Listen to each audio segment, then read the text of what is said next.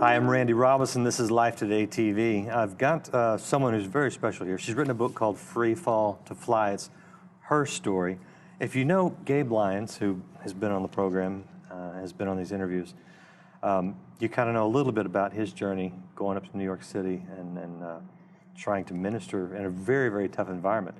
Well, if you think it's tough for a guy to do that, try taking your wife, who was not raised in the city, raised more in a Bible Belt sort of location, and dumping her into that. I know it'd be very difficult for my wife, but we've got someone who actually lived it.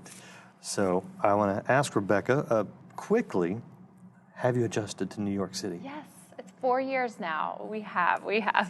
It's, I think like New York's different than any other city in that you have to opt in every year. So when you get your lease to renew, we just got ours yesterday, you kind of see the bottom line, what you owe for the next year for your rent, and you're like, well, that's got to be a shock, okay, we're going to do this again. Right. Because 75% of the city rents. They don't own. It's a very transient culture, so everything pulls you to kind of want to leave, and yet you have to just opt back in. Yeah. Like, I'm committing. I'm here for another 12 months.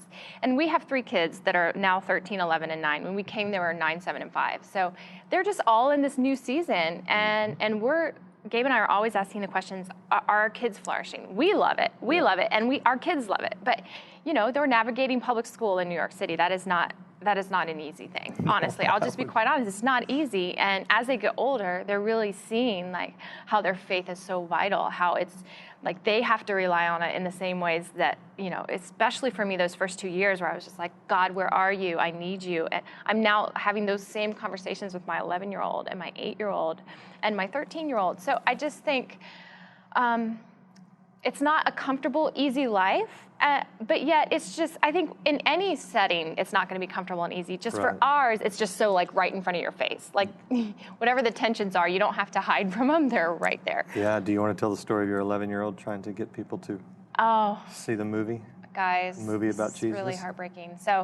So Q rented the Son of God screening, like for the opening weekend. Mark and Roma are friends. We were so excited just to kind of help support and rally, and we filled up every screening. I think there were 10 over the course of the whole weekend, and we have a big Regal Cinemas downtown where we live. And so because Q had rented out the whole space, we were just offering tickets to people. And my son wrote on an 8.5 by 11, like, free Son of God screening, and I think the screening he had invited them to was Sunday at 1 p.m., And he took it to all his friends in the cafeteria at school. Public school, New York City.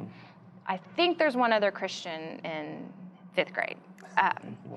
And so he literally like handed the paper to every kid in the cafeteria and just stood there behind each one of them, and they would write no. And it said, it would say, would you like to come, Son of God? He had written it out in hand, like his own handwriting, and like had like kind of a sign-up sheet, like 1 p.m. for free, Son of God, and one by one, someone like scrawled really big no, and then a little no, and then they kept handing it down, and then one person went, hell no. Yeah. Ouch. And I picked him up after school, and he showed me the paper, and I literally counted like all the no's, and I pictured him in the cafeteria, just being that testimony and like going back for more. And then there was a side of me that was like, why didn't you just stop at the 3rd no? And he's just like, I just wanted to go all around the table. And so I just pictured him, just kind of covered in a little bit of embarrassment, like talk about like shame, but he wasn't ashamed of the gospel. He just kind of kept going back for another no. And I remember that night in bed, just weeping with Gabe. I was like, this is a moment he'll never forget. Like, as a foundational time, and as an 11-year-old, like, your faith is being, like, made real in a city where you're kind of, like, met with hostility, or you're met with some sense of no acknowledgement of God. How does that flesh out for an 11-year-old who just wants to make some friends? And so we've had so many amazing conversations, but I'm telling you, from the heart of a mother, it is not easy. And yet we're also praying, he's brought more friends that are Christians to church, our church plant, because we're part of Trinity Grace, which is a parish of 10 locations starting next year. So in 8 years, we've had 10 church plants all over the city. And Gabe and I are kind of like the church plant support group or something. We helped on the Upper East Side for 2 years, and now we're down in Tribeca for 2 years, and this is the end of our second year. And so when you plant a church in New York City or any other urban context, you tend to be the very front of the, the front lines. And so you tend to kind of be the ones that are, there's not a lot of older families and there's not a lot of older kids in youth group. And so when you go to public school and you don't really have a solid youth group, everyone's kind of being the family for each other. My friends are teaching guitar lessons and drumming lessons and acting, and my kids are being raised by a lot of believers of all ages. And so, but God is bringing them more kids their own age that love Jesus, which honestly is beautiful. And it's an answer to prayer. We literally rejoice in our house and Kennedy will invite a friend from school and she'll come to church with her. So it's happening. It just feels sometimes, in the city of 8 million people where 3% are evangelical, barely, sometimes you just feel like you're alone. That's an interesting statement. For being in a place that crowded, that dense, and feeling alone. In those times of aloneness, do you sense God coming in any special way to give you comfort? Yeah, absolutely. In fact, I think I feel him tenfold, 100-fold, 1,000-fold what I ever felt when I was, in a sea of Christians. Yeah. And I think it is actually the solitude and the surrender, those spiritual disciplines that have ushered the Spirit into our home and our family and our community. I'm seeing God come in more power than I've ever seen in 30 years of growing up in the church, because we're just so desperate for him. We're just so desperate for him to heal our land and heal our soil and heal our island of Manhattan, that when we come together as a church, we're show us your glory and show us now. The time is near. In fact, in January, for the first time, all 8 parishes and the 2 church plants all came together under one roof. And it was the first time in 8 years we'd done that. And we were literally lifting hands singing Friday night, and I promise you, while we were singing, I just had this vision of Christ walking the street of Times Square. And everywhere he turned the corner on Broadway and was heading south. I don't know why it's so vivid. And everywhere his robe touched turned to white, and people fell behind him in worship. And I remember in that moment, looking all around the room, because when you're a church plant, a part of 10 church plants, you all of a sudden realize you're part of something really big. There's a few thousand people, actually. You're not alone.